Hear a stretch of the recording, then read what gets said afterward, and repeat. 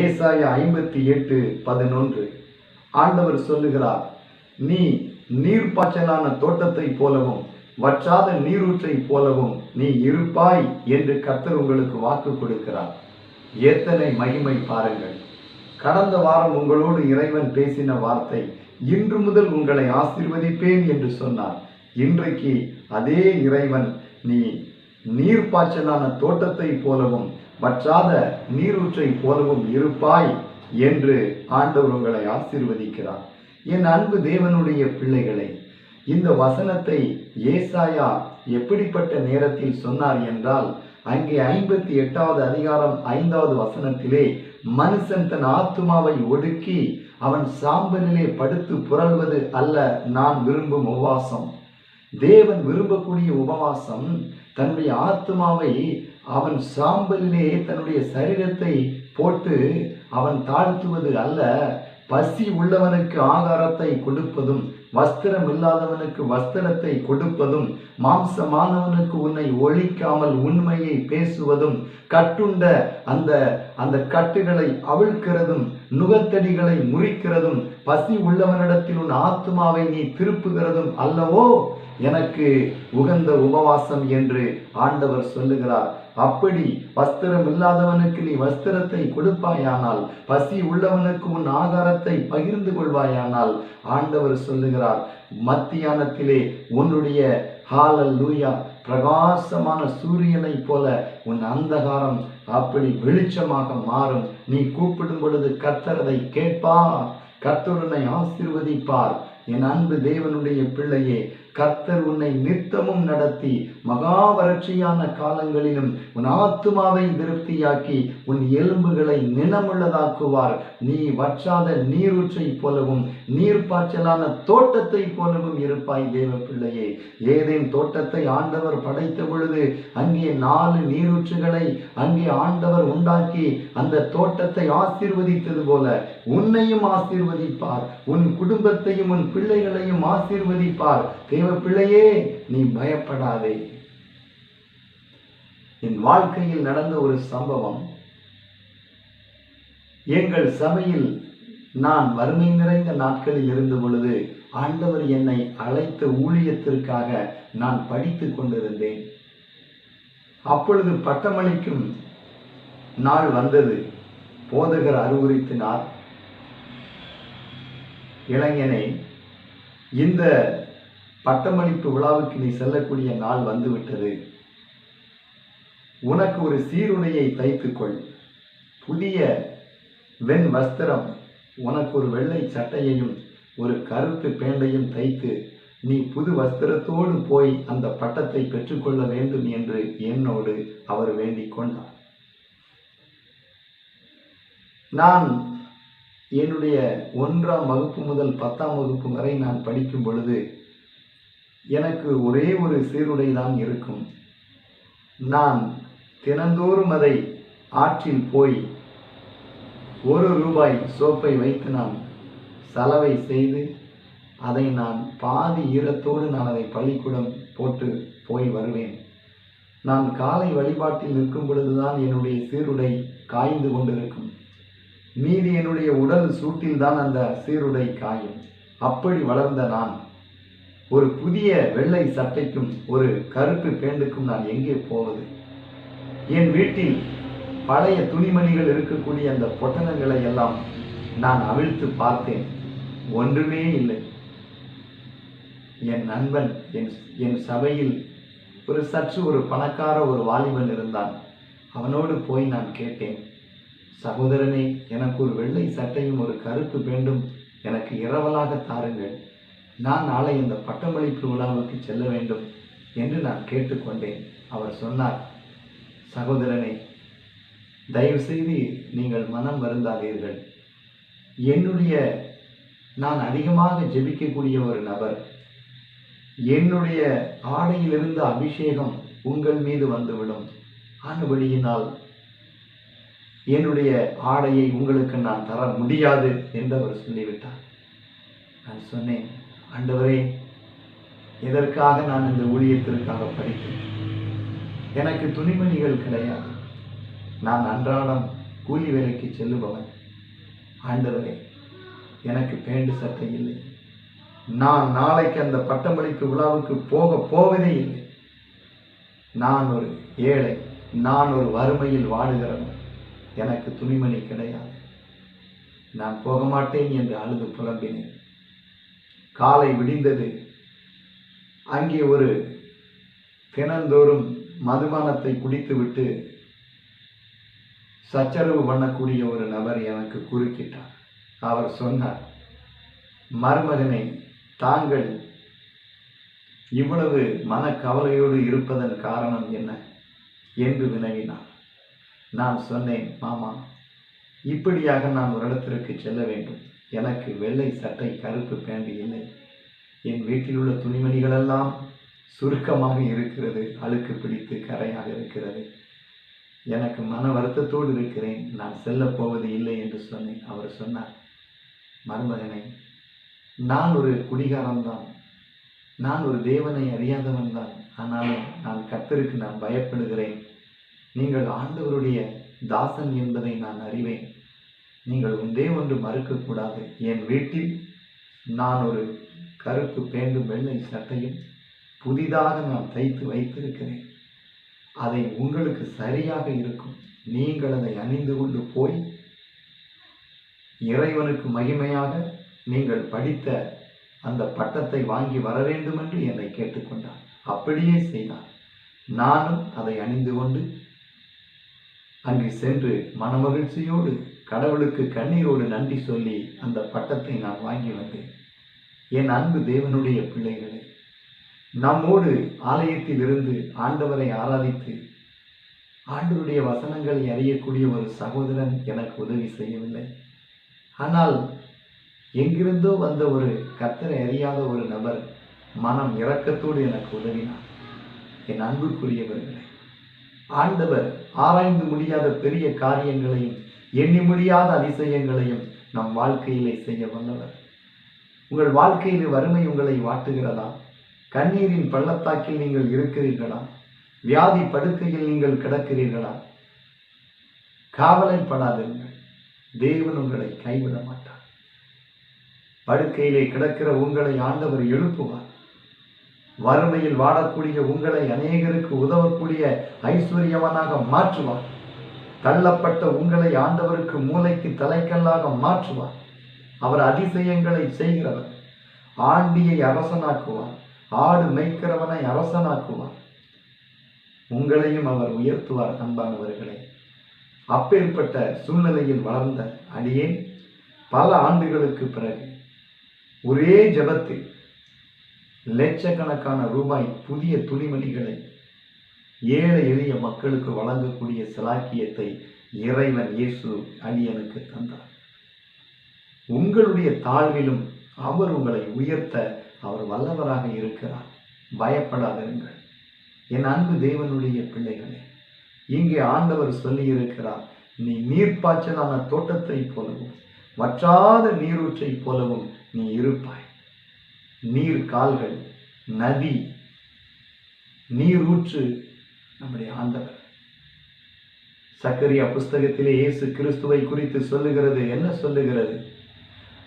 நம்முடைய பாவங்களை, நம்முடைய அழுக்கை கழுவும்படியாக ஒரு திறக்கப்பட்ட ஊற்று, ஒரு பிளவுண்ட மலை, ஒரு கல்வாரியில் வடிந்த இரத்தம், இயேசு கிறிஸ்துவினுடைய இரத்தம் ஜீவ நதியாக நம்மை கழுவ பாய்ந்து கொண்டிருக்கிறது. நம் ஆண்டவர் இயேசு ஒரு ஜீவ நதி. அந்த நதி பரலோக தேவனுடைய சிங்காசனத்தில் இருந்து அவருடைய பிள்ளைகளாகிய நம்முடைய உள்ளத்துக்குள் பாய்ந்து வருகிறது. தேவனையும் நம்மையும் இணைக்கிறது. பரமபிதாவையும் நம்மையும் இணைக்கிறது. அது சுத்தமும் பளிங்கும் தெளிந்ததுமான தூய நதியாக இருக்கிறது. அந்த நதி எசேக்கியேல் தீர்க்க தரிசன புஸ்தகத்தில் அவன் சொன்னது போல நம்முடைய வாழ்க்கையில் பாய்ந்து வரும் பொழுது அங்கே வருஷம் முழுவதும் கனிகளை தரக்கூடிய மரங்கள், அந்த நதி செல்லும் இடமெல்லாம் செழிப்பு, போகும் இடமெல்லாம் ஆரோக்கியம். எத்தனை மகிமை! ஆண்டவர் நம்முடைய வாழ்க்கையை தலைகளாக மாற்றி விடுகிறார். உலகத்தின் சூழல்களை பார்த்து நாம் பயப்படுகிறோம். கொள்ளை நோய்களை கண்டு நாம் அஞ்சுகிறோம். ஆனால் தேவன் அவரை தேடுகிறவர்களுக்கு நல்லவராகவே இருப்பார். உலகத்தை அழித்த பொழுது நோவாவை காக்கவில்லையா? லோத்துவின் மீது மனம் இறங்கவில்லையா? தூக்கி எறியப்பட்ட அக்கினியிலே 3 பேரை காக்கவில்லையா? சிங்க கவியிலே தானியலை காக்கவில்லையா? உங்களையும் அவர் காப்பார். உங்களையும் அவர் ஆசீர்வதிப்பார். நம்முடைய ஆண்டவர் நமக்கு பேரின்ப நதியாக இருக்கிறார். நம்முடைய ஆண்டவர் நமக்கு தேவ நதியாக இருக்கிறார். நம்முடைய ஆண்டவர் நமக்கு மகா விசாலமான நதியாக இருக்கிறார். வறண்ட நிலத்தை நீரூற்றுகளாக மாற்றக்கூடிய ஆண்டவர், கற்பாறையை நீரூற்றாக மாற்றக்கூடிய ஆண்டவர் இன்று உன்னை பார்த்து ஆசீர்வதிக்கிறார். மகனே, நீ பயப்படாது.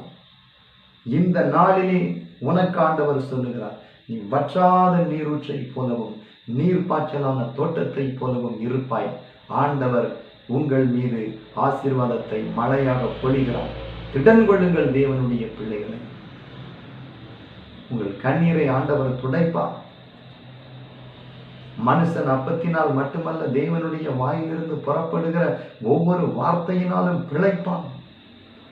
எங்களை விசாரிக்க யாரும் இல்லை, எங்களுக்கு உணவு இல்லை, வஸ்திரம் இல்லை, வீடு இல்லை, எனக்கு ஒரு வாழ்க்கை இல்லை, நான் தனிமரமாக நிற்கிறேன் என்று நீங்கள் புலம்பலாம். அத்தனை வேலைகளையும் நான் செய்கிறேன் என்று நீங்கள் பரிதவிக்கலாம். என்னை யாரும் மதிப்பதில்லை என்று நீங்கள் அங்கலாய்க்கலாம். ஆண்டவருடைய பார்வையில் நீங்கள் கணம் பெற்றவர்கள். யோபுவை அவனுடைய சொந்த மனைவி சபித்தார். ஜீவனோடு இருப்பது வேண்டாம், நீ செத்துப்போய் என்று சொன்னார். உத்தமனாக நீதிமானாக இருந்தவன் எப்பேற்பட்ட கஷ்டம் பொறுமையோடு இருந்தான். ஆண்டவர் அந்த முடிவை என்ன செய்தார்? இரட்டிப்பான ஆசீர்வாதமாக மாற்றினார். இன்றைக்கு உங்கள் வாழ்க்கையில் மற்றவர்கள் மத்தியில் நீங்கள் தள்ளப்பட்ட கல்லாக இருக்கிறீர்களோ, கலங்காதிருங்கள். அவருடைய முகத்தை நோக்கி பார்த்தவர்கள் பிரகாசம் அடைந்தார்கள். அவர்கள் முகங்கள் வெட்கப்படவில்லை.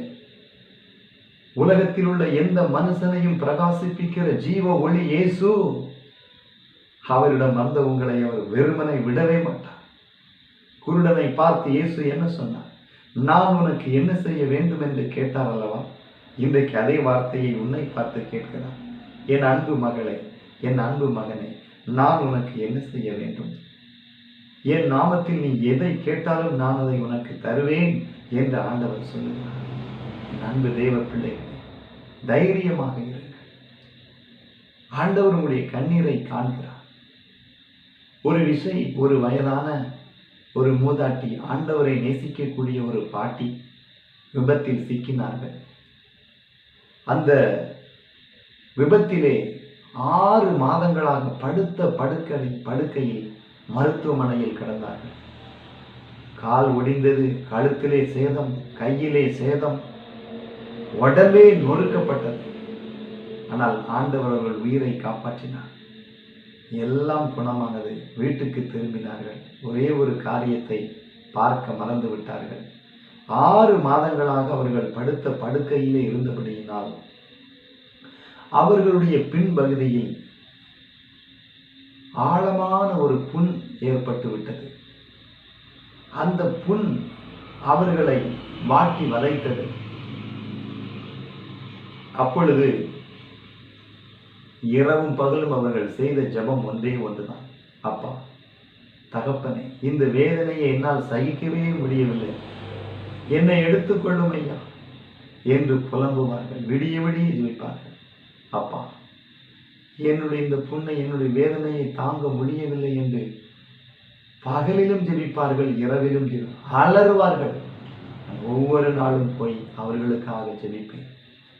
ஒரு நாள் இயேசு என்னோடு சொன்னார், மகனே, அவள் ஜெபிப்பதை நீ பார்த்தாயா?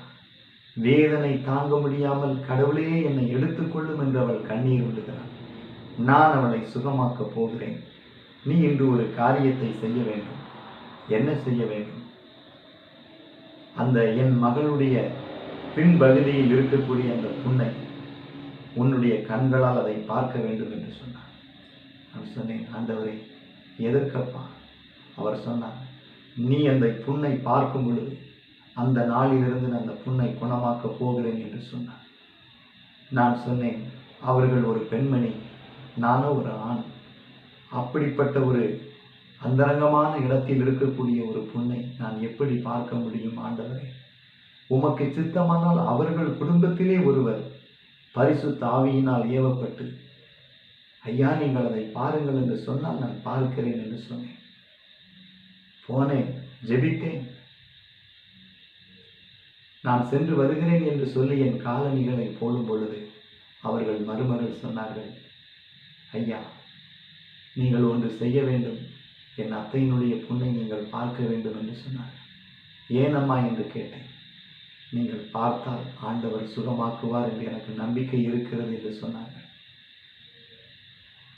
நான் ஆண்டவருக்கு நன்றி சொல்லி அந்த புண்ணை பார்த்தேன். உலகத்தில் அப்படிப்பட்ட ஒரு புண் யாருக்கும் வரக்கூடாது. உடம்பிலே சற்று சதையை வெட்டி எடுத்ததை போல ஆழமான அழுகின ஒரு குழி. அந்த வேதனையை யாரால் சகிக்க முடியும்? அந்த புண்ணை பார்த்தவுடன் மனதுருகி நான் ஜெபித்ததும் அல்லாமல் சற்று எண்ணெயிலே கையை வைத்து, அம்மா நீங்கள் ஒன்றும் பயப்பட வேண்டாம். மருத்துவம் பார்க்க வந்தவர்கள் நாற்றம் பொறுக்க முடியாமல் ஓடி போனார்கள். பெற்ற பிள்ளைகள் கூட என் தாயாருக்காக ஜெபியுங்கள், அவர்கள் நல்ல மரணத்தை அடைய வேண்டும் என்று சொன்னார்கள். என்னுடைய மருமகள் விசுவாசித்தார்கள். ஜெபித்தேன். இந்த எண்ணெயை நீங்கள் அந்த புண்ணை சுற்றிலும் மட்டும் போடுங்கள். அப்படியே மூடி மூடி மூடி அந்த புண்ணை பூரண குணமாக்கினார் இயேசு. அல்லேலூயா. ஆண்டவர் வந்த வீட்டில் அற்புதம் நடக்கும். மருமகளுக்கு ஒரு வார்த்தை சொன்னேன், மகளே உன் மாமியாரை நீ இத்தனை ஆண்டுகள் கனிவோடு நீ பராமரித்து வந்தாய். உனக்கு ஒரு ஆண்டவருடைய வார்த்தையை நான் சொல்லுகிறேன். பல ஆண்டுகளாக திருமணமாகி உனக்கு குழந்தை இல்லாமல் நீ வாழ்கிறாய். இப்போது உன் மாமியாருக்கு நீ செய்த பணிவிடை பரமபிதாவின் உள்ளத்தை கனிய வைத்து விட்டது. உனக்கு ஒரு குழந்தை கனியை இறைவன் தருவார் என்று சொன்னேன். இறைவன் அருளால் இயேசுவின் நாமத்தில் அவர்களுக்கு சற்றும் தாமதியாமல் ஒரு ஆண் குழந்தையை தேவன் கொடுத்தார். என் அன்பு தேவனுடைய பிள்ளைகளை, இயேசு கிறிஸ்து உங்கள் வீட்டில் காலடி எடுத்து வைக்கும் பொழுது உங்கள் வியாதிகளை குணமாக்குவார். உங்களுக்கு குறைவுகளை நிறைவாக்குவார். கானா ஒரு திருமண வீட்டில் அவர் செய்த செயலை பாருங்கள். திராட்சரசம் குறைவுபட்ட பொழுது அருமையான திராட்சரசத்தை கொடுத்தார். இன்று உங்கள் வாழ்க்கையில் கசப்போடு வாழ்கிறீர்களா? மாறாவின் கசப்பை மதுரமாக்கக்கூடிய மன்னவன் இயேசு உங்கள் வாழ்க்கையை அவர் மதுரமாக்குவார். உங்கள் துக்கம் சந்தோஷமாய் மாறும். உங்கள் கண்ணீர் யாவையும் அவர் துடைப்பார். பயப்படாதீர்கள். வாழ்ந்து என்ன பயன்? செத்து தொலைந்து விடலாமா? தற்கொலை செய்து விடலாமா? வீட்டை விட்டு ஓடி விடலாமா? விவாகரத்து செய்து விடலாமா என்று நீங்கள் யோசிக்கிறீர்கள். இல்லை இல்லை, கர்த்தர் மேல் உங்கள் பாரத்தை வைத்து விடுங்கள்.